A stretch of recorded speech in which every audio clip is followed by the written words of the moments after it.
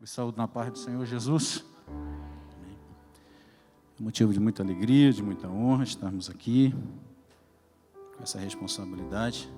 Vamos aproveitar que os irmãos estão de pé, vamos ler a Bíblia. Um texto bem conhecido, Ezequiel, capítulo de número 37.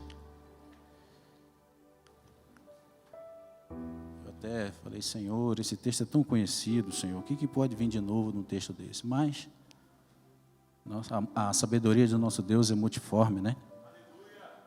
Nós andamos em novidade de vida, em novidade de espírito. Então Deus sempre tem algo novo a nos revelar. Enquanto você abre, quero aqui prestar o meu agradecimento, né? O pastor Oséias e toda a diretoria da igreja. Obrigado pela oportunidade, pela confiança. Deus continue abençoando poderosamente a nossa liderança para continuar nos dirigindo dentro da vontade que Deus tem para esta igreja.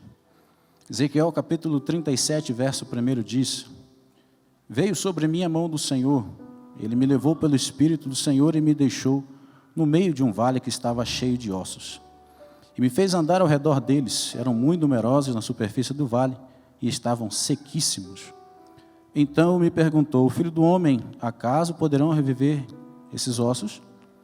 Respondi: Senhor Deus, Tu o sabes. Disse-me ele: profetiza a esses ossos e dize-lhes: ossos secos, ouvi a palavra do Senhor. Assim diz o Senhor Deus a esses ossos: eis que farei entrar o Espírito em vós e vivereis. Porei tendões sobre vós, farei crescer carne sobre vós estenderei pele, e porei em vós o Espírito e vivereis, e sabereis que eu sou o Senhor. Então profetizei segundo me foi ordenado. Enquanto eu profetizava, houve um ruído, um barulho de ossos que batiam contra ossos e se ajuntava cada osso ao seu osso. Olhei, e eis que havia tendões sobre eles, e cresceram as carnes, e se estendeu a pele sobre eles, mas não havia neles o Espírito. Então ele me disse: profetiza ao Espírito, profetiza ao Filho do Homem, e diz-lhe: assim diz o Senhor Deus, vem dos quatro ventos, ó Espírito, e assopra sobre esses mortos, para que vivam. Profetizei como ele me ordenara, e o Espírito entrou neles, e viveram, e se puseram em pé, um exército sobremodo numeroso. Obrigado, podeis assentar, fique à vontade na presença do Senhor.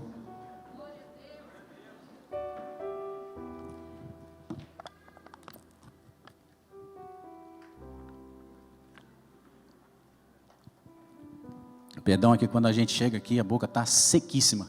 Quase igual esses ossos aqui, sabe? Os ossos estavam sequíssimos e a boca está igual. Mas vamos lá.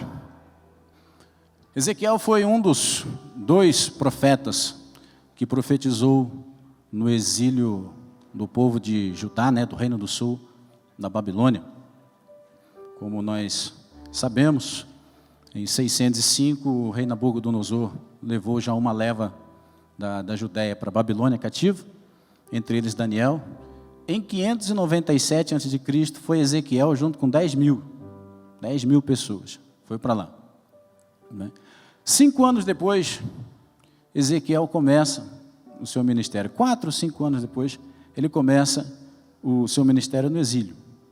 Assim como Daniel começou lá também, já tinha começado um pouco antes. E lá na terra de Judá tinha ficado só, já bem mais velho que eles, o profeta Jeremias. Ficou lá para profetizar quem estava em Judá. Ezequiel profetizou a destruição total de Judá, assim como o profeta Jeremias e outros, ele profetizou a destruição total de Judá. 7 anos antes ele começa já a profetizar, certo? Ele chegou em 597, como a gente sabe, antes de Cristo, o tempo era contado decrescendo. Então, em 586, 11 anos depois, Judá foi destruído, totalmente por Nabucodonosor, certo? Então, ele chegou em 597, decrescendo o tempo ali, por volta de 593, por aí, Ezequiel começa a profetizar, certo? E ele profetiza, a partir daí ele começa a profetizar a destruição, como Jeremias havia profetizado.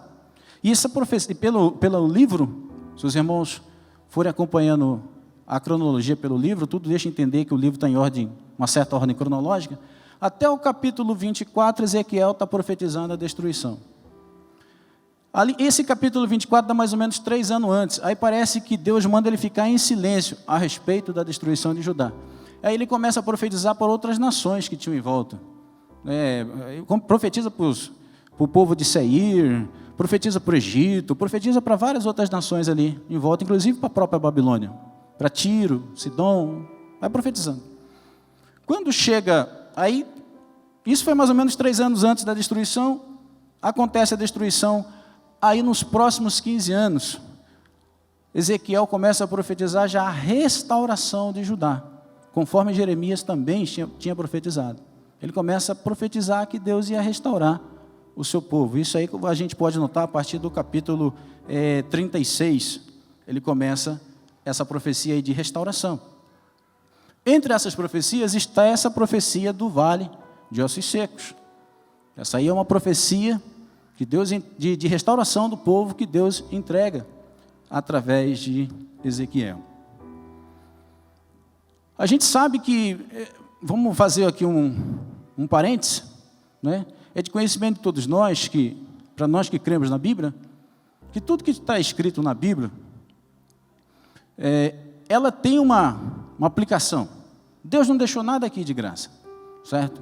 Mas nem tudo é literal. Muita coisa é figurada. O apóstolo Paulo fala em Romanos, capítulo de número 15, verso de número 4, que tudo que foi escrito para o nosso aprendizado.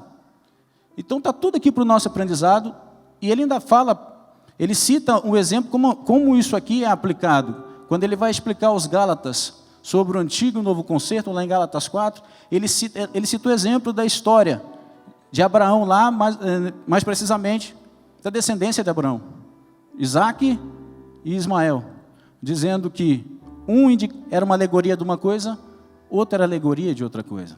Nós mesmos, quando estamos na luta, dizemos que nós estamos no deserto, e a maioria de nós nunca fomos em um deserto, né?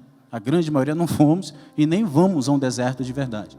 Nós dizemos que estamos indo para Canaã, pegando a história do povo. Nossa Canaã é no céu celestial. Então tudo aqui tem uma representatividade. Esses ossos secos aqui também tinham uma representatividade para Ezequiel e para Judá. Nem para eles era literal isso aqui. E no versículo de número 11, Deus diz que esses ossos secos representavam Israel. Então, para Ezequiel, o significado dos ossos secos era Israel, mais precisamente a nação de Judá, que estava no cativeiro. Mas e para mim e para você? Esses ossos secos podem representar alguma coisa? Tem uma aplicabilidade na nossa vida? Talvez hoje você esteja em alguma área da sua vida, como a gente dizia um tempo atrás, uma gíria, não sei se usa os jovens usam hoje, mas a gente está no osso. Quando você está numa situação terrível, eu estou no osso. Talvez alguma área da sua vida hoje está assim, nos ossos. Certo? Os ossos secos podem representar a nossa família, pode representar um relacionamento com o filho, pode representar um casamento que está se extinguindo, pode representar suas finanças, pode representar a sua saúde, pode representar o teu ministério, que já não produz mais nada. E a pior de todas as representações, esses ossos secos podem representar a tua própria vida espiritual hoje. Ei, mas deixa eu te dizer uma coisa. Quando Deus mostrou os ossos secos para Ezequiel, não quis mostrar para ele para dizer que esse era o fim da situação de Israel. Ele mostrou para ele entender, Deus mostrou para Ezequiel para ele entender que mesmo estando sequíssimos esses ossos, Deus era capaz de dar vida, de trazer restauração. E é a mesma coisa que o Espírito Santo quer falar para nós hoje. Tem uma área da tua vida que está só no osso, desculpa a expressão, os ossos estão sequíssimos. Ei, assim como Deus fez esses ossos se levantarem, terem vida de novo, essa área da sua vida que está só osso hoje, Deus pode fazer a mesma coisa. Agora, quando eu comecei a estudar isso, eu falei, Senhor, peraí, eu não entendi algo aqui. Por que esses ossos que o Senhor mostrou para Ezequiel estavam num vale? Se o normal, desde lá Abraão, quando ele compra um campo em Macpela, com uma gruta, para ele poder enterrar Sara, desde lá, a gente vê até Jesus, que também foi enterrado num túmulo, numa sepultura, certo? Que geralmente era um buraco numa rocha. Era assim que as pessoas eram enterradas. Por que esses ossos estão num vale? Jogado num vale, não numa sepultura. Foi a primeira coisa que já me saltou na cabeça quando o Espírito Santo me trouxe essa palavra. Aí o Espírito Santo fez entender o seguinte: quem morria no vale naquela época? Exército. Não era no vale que as guerras eram travadas? Então quem tinha morrido ali era um exército. Onde é que ficava um bando de corpos, de ossos, que não eram enterrados, e depois esses corpos se decompunham ali mesmo, e ali ficavam os ossos? Era nos campos de batalha. Isso aqui representa um exército que foi derrotado, lutando na batalha. Falei, tá, Senhor, entendi. Mas outra coisa, em Êxodo capítulo 19, verso 6, antes do povo sair, o povo de Israel sair do Egito, o Senhor fala para Moisés: vós sereis para mim uma nação, um reino, melhor dizendo, vós sereis para mim um reino sacerdotal, uma nação santa. Então Israel, na verdade, o grande propósito de Deus separar Israel não era para formar um exército, era para ser um reino de sacerdotes. Então por que o Senhor não mostrou para Ezequiel esses ossos dentro de um templo? Porque foi ali que o povo morreu primeiro. O povo morreu primeiro dentro do templo. A gente vai ver profecias primeiro para os sacerdotes, lá atrás, através de outros profetas, primeiro para os sacerdotes. A gente vê a corrupção dos sacerdotes. Ou então, por que não mostrou os ossos dentro dos palácios? Porque também os reis, os governantes se corromperam. Por que o Senhor mostra o exército, que já é uma consequência? Não é como diria, o nível mais importante da sociedade. Antes do exército vem os reis, e vem aliás, antes dos reis, né? Se o reino é sacerdotal, antes dos reis vem quem? Os sacerdotes. Por que exército? Aí Deus me fez lembrar qual que é a importância de um exército para uma nação. E aqui vamos fazer um parênteses, que nessa época não existia marinha aeronáutica, certo? As forças armadas se resumiam um exército.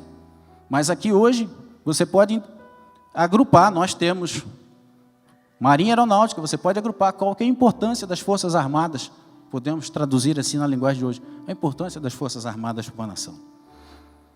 As forças armadas e o exército naquela época era sinônimo de força, de segurança, conquista. Toda a conquista era feita através do exército. Deus fala para Moisés: vós me sereis uma nação sacerdotal, vou vos levar para uma terra que mana leite e mel. Mas chegou lá,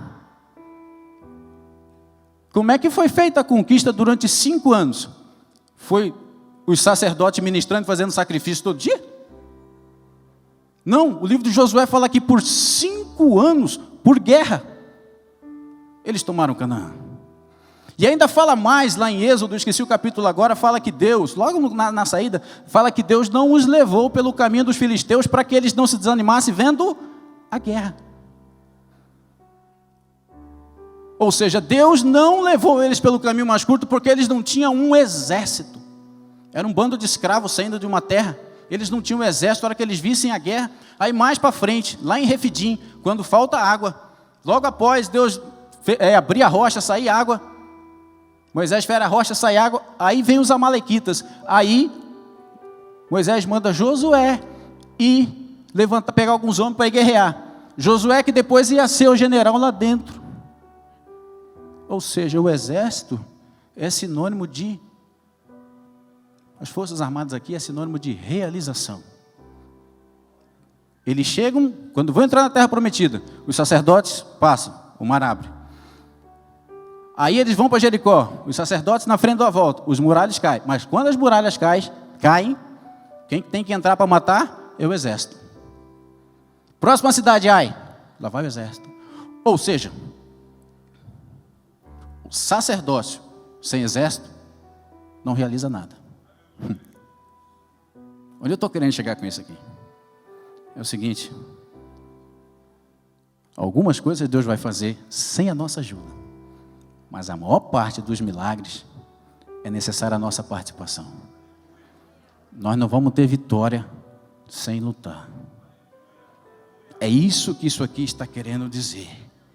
Sem lutar, não adianta só ter o sacerdócio. É preciso lutar. Agora, como é que esses ossos se tornaram secos? Por que esses ossos ficaram secos? No versículo de número 11, Deus fala também que o povo diz que os nossos ossos secaram, pereceu a nossa esperança. Quando é que os ossos secam? Quando não se tem mais esperança nenhuma. A Bíblia fala que aquela geração que saiu com Josué caiu toda no deserto, por causa que um dia eles olharam para o gigante e falaram: nós somos como gafanhotos diante deles. Pereceu a esperança, os ossos secaram no deserto. Quando não se tem mais esperança, vai ficar no osso. Só que deixa eu te falar uma coisa aqui. Está pesado, né? Mas deixa eu falar uma coisa, lembrar uma coisa para você. Ei, enquanto tiver osso, outra coisa que Deus me fez entender aqui. Enquanto tiver osso, dá para reconstruir o corpo. Qual que é a função do osso no corpo? Proteção. Uma vez eu jogando bola, caí, bati minha caixa torácica aqui, fraturei uma costela, minha costela ficou assim, mas meu coração aqui dentro, meu pulmão ficou tudo intacto. Função dos ossos, proteção. Função dos ossos, sustentação. Função dos ossos, movimento. Enquanto tiver osso, escute, enquanto tiver osso, dá para reconstruir o corpo. Porque os ossos protegem o corpo, sustentam o corpo, levam o corpo. Não adiantaria Deus reconstruir coração, Deus reconstruir pulmão, pele. Pensa isso tudo, colocado sem um osso para dar sustentação. Sabe o que esses ossos falam aqui? Falam da fidelidade de Deus às suas promessas. Que Ele não muda, nele não há sombra de variação. Ele não é homem para se arrepender. E mesmo quando nós somos infiéis, Ele permanece fiel à sua palavra. É isso que esses ossos aqui estão dizendo. Ei, eu não esqueci da promessa que eu fiz a Abraão, a Isaac e a Jacó.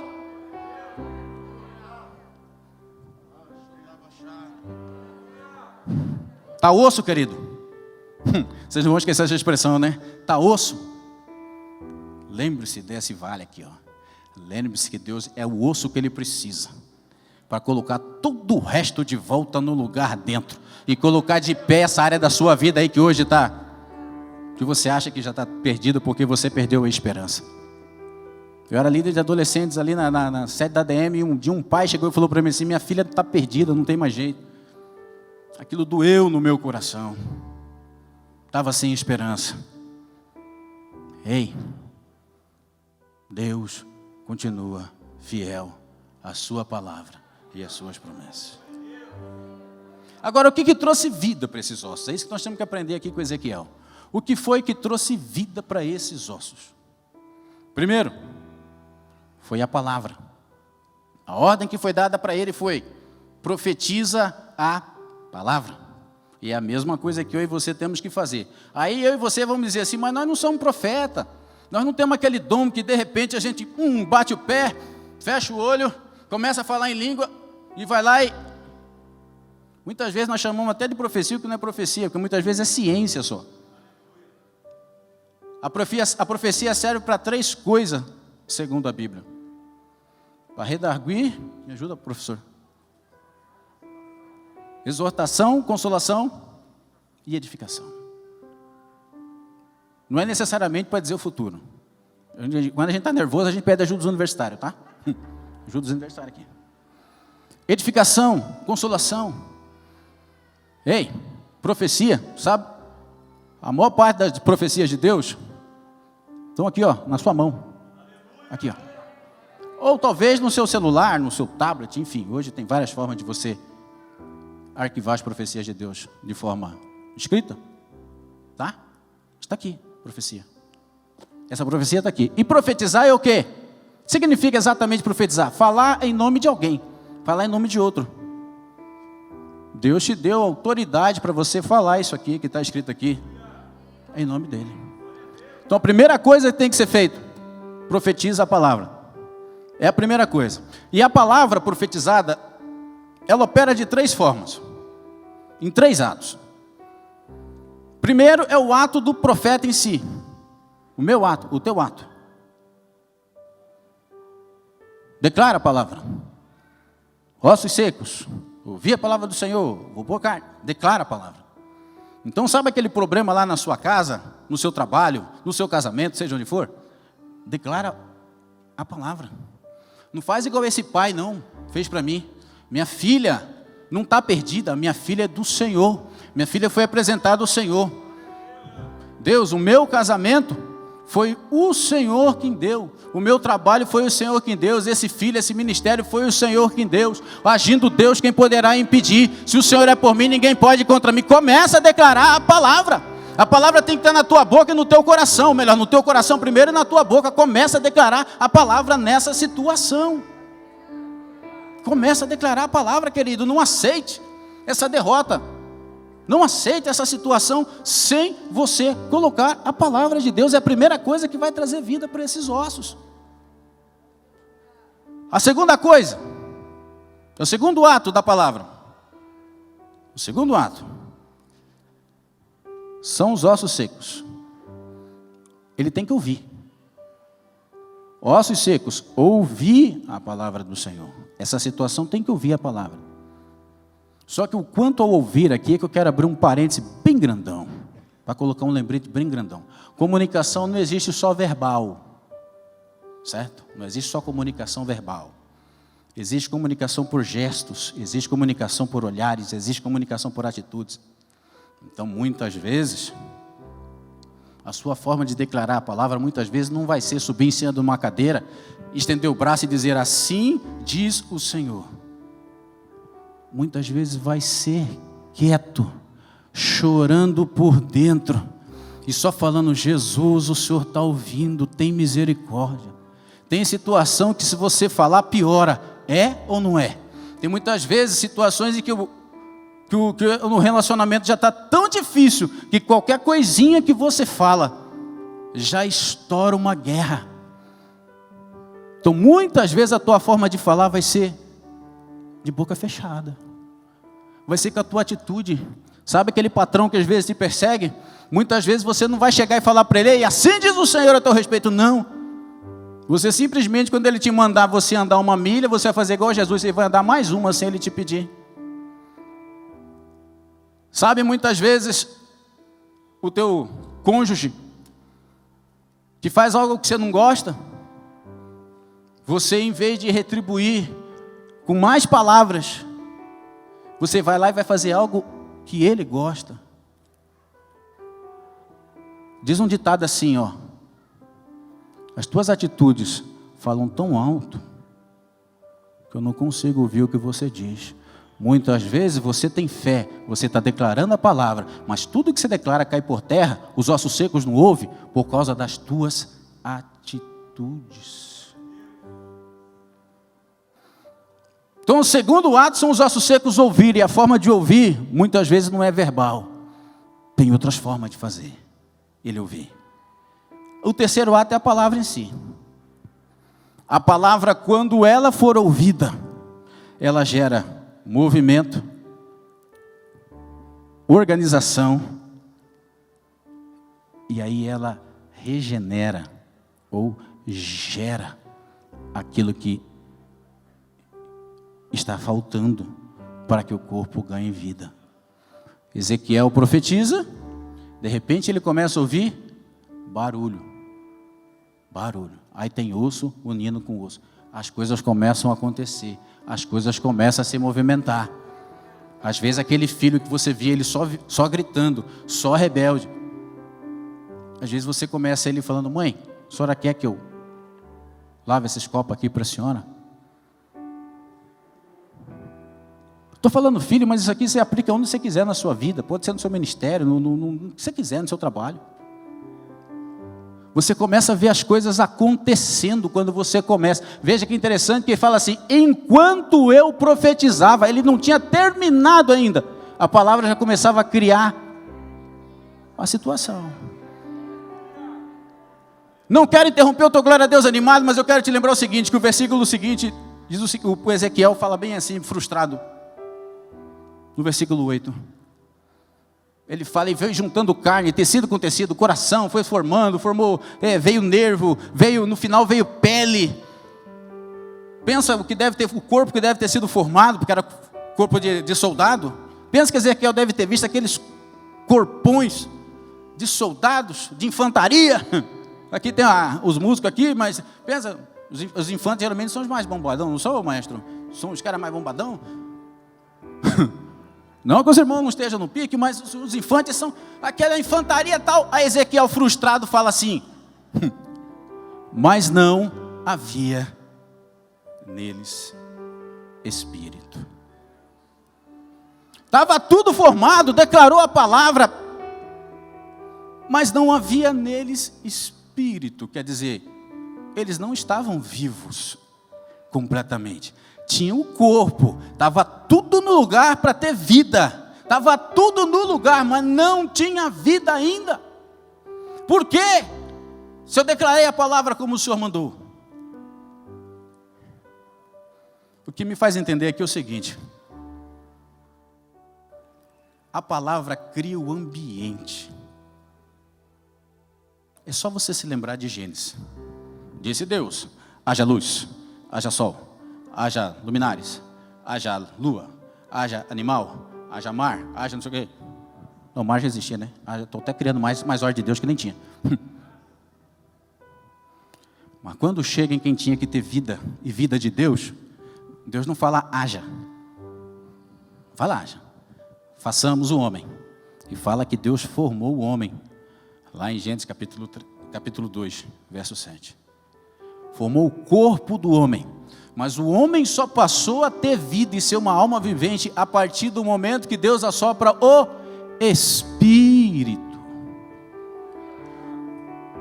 Aí Deus fala para Ezequiel aqui, ó, a palavra já criou todo o ambiente para a vida, mas só vai ter vida se você profetizar ao Espírito. Então profetiza ao Espírito. Veja, aqui é o próprio Deus falando para Ezequiel, dá ordem para o Espírito. Nós não temos essa autorização. O que a gente faz é clamar pelo Espírito.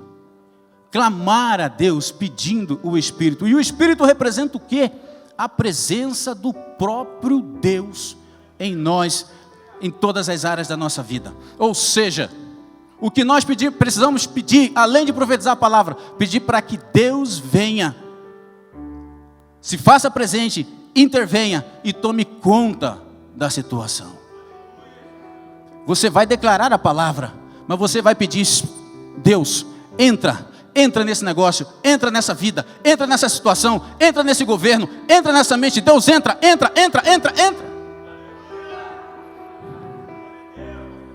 E o mais interessante é o seguinte: Ezequiel não tem essa ordem. Deus fala, profetiza o Espírito Santo. Deixa eu até conferir se tem ordem. Agora me deu uma curiosidade aqui.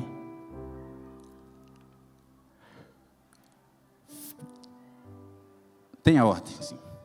Vem dos 4 ventos. A ordem tem. Profetiza o Espírito. E Deus fala como? Vem dos 4 ventos. O que significa 4 ventos? Você fala assim, ó, fulano descobriu tal coisa e saiu falando aos 4 ventos. A gente não usa essa expressão? Saiu falando aos 4 ventos. Aos 4 ventos significa o quê? Todas as direções. Vem dos 4 ventos, Espírito Santo. Venha de onde vier, mas venha. Como assim? Vou dar um exemplo prático que aconteceu na minha vida.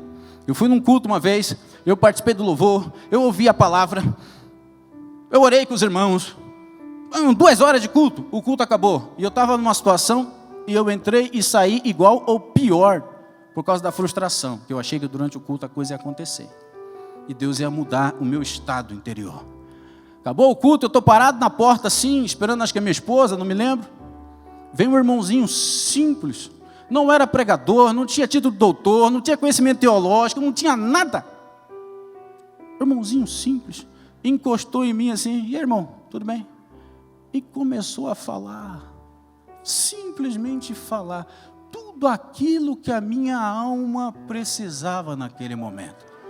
Então não questione de onde vem. Nós ouvimos o testemunho aqui do pastor Jeremias Mendes, pregou aqui uns 2, 3 domingos de manhã, falando que quando ele era diácono, uma irmã chega e fala, meu marido não serve ao Senhor, não é crente, está assim, está assado. Ele falou, vamos orar, irmã.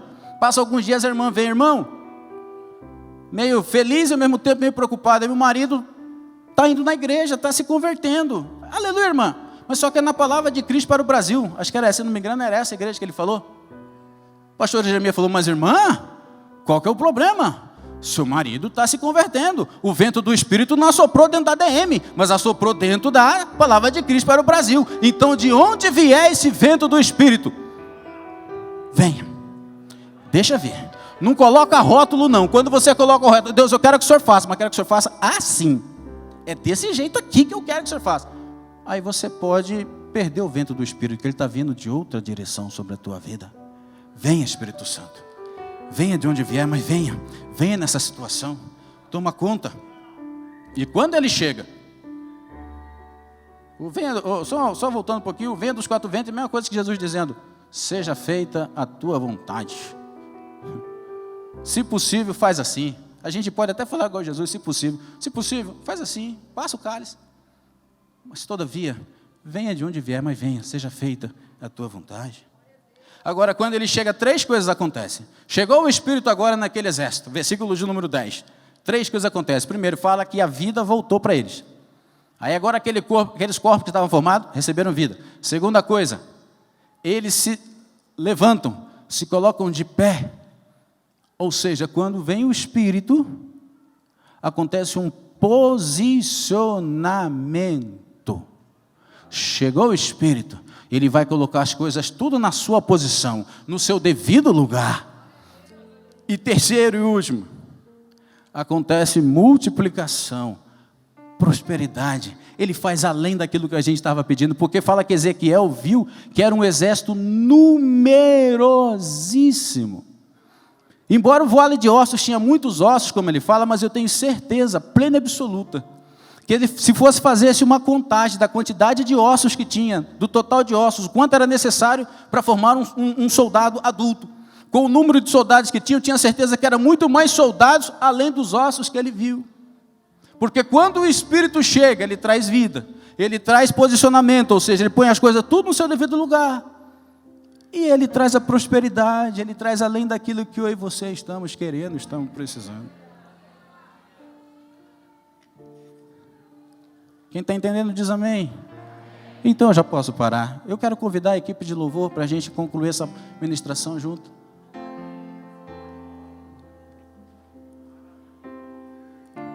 Então, querido, você quer trazer vida para o vale de osso aí que está sequíssimo, que está no osso?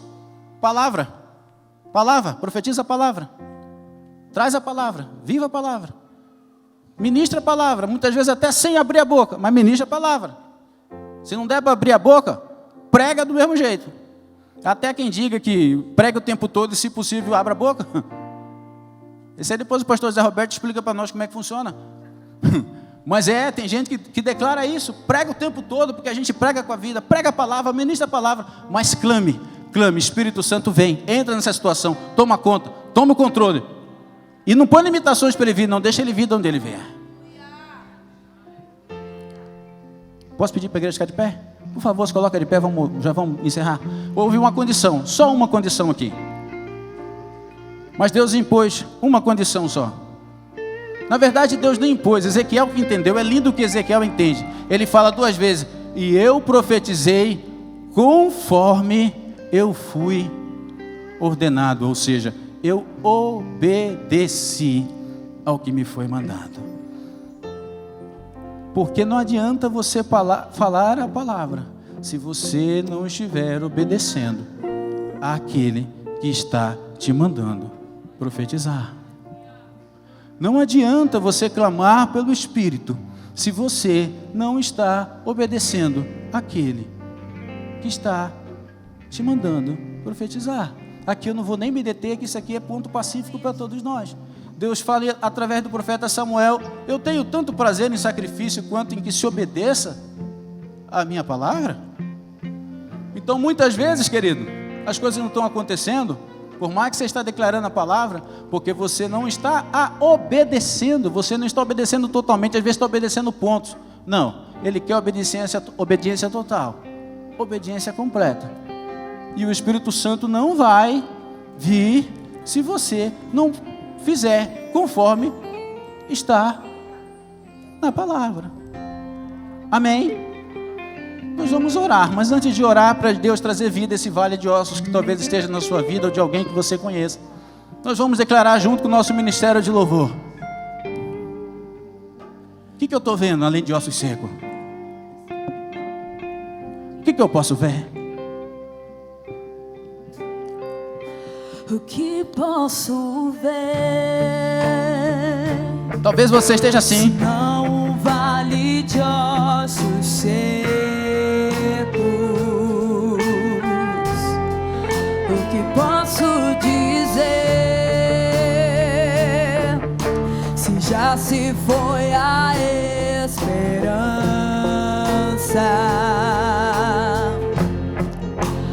nossa vergonha está exposta debaixo do sol há muito tempo.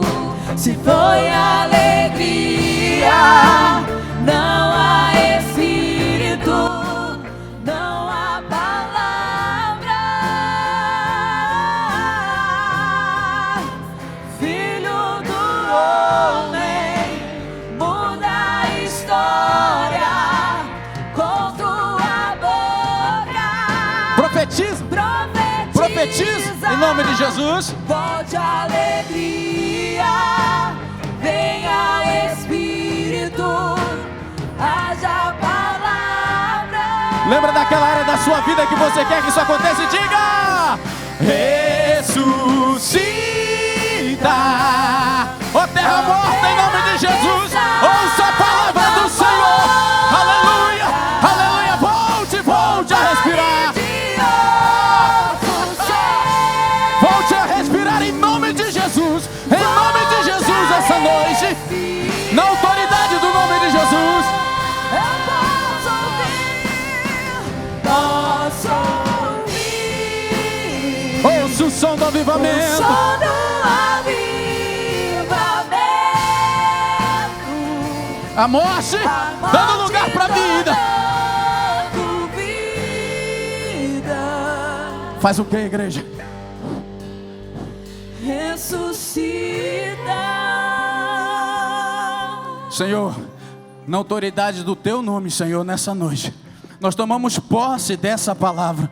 Senhor, mesmo sem força, mesmo já sem esperança, muitas vezes, Senhor, mas com fé na Tua palavra que é fiel, que não volta vazia, de acordo com tudo aquilo que Jesus conquistou na cruz para nós. Humildemente no nome dEle, nós queremos Te pedir vida, que o Senhor traga a ressurreição em áreas de vidas aqui que já estão sem esperança, onde os Teus servos olham e falam: não tem mais jeito, já morreu, já foi, já era, não vai mais ser, mas o Senhor continua sendo o Deus da vida. Traz vida, traz esperança nessa noite para a área da vida dos Teus filhos que precisam. Sopra Espírito, sopra Espírito, sopra Espírito de Deus, profetiza a vida. Vida, eu profetizo sobre ti a vida. Vida de Deus, receba a vida, receba a vida, receba a vida. Vida de quem?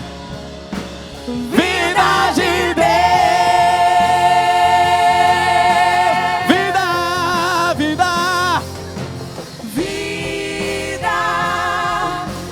profetizo sobre ti a vida. Recebe aí, querido, pela fé. Recebe aí, querido, vida. Vida de quem, igreja? Vida de quem? Vida de Deus.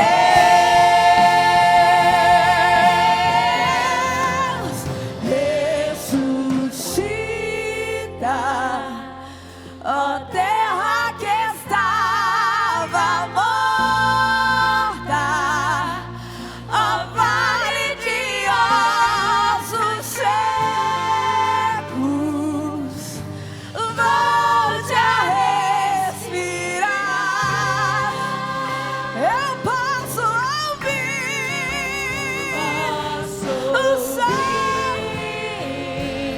Aleluia. O som do avivamento,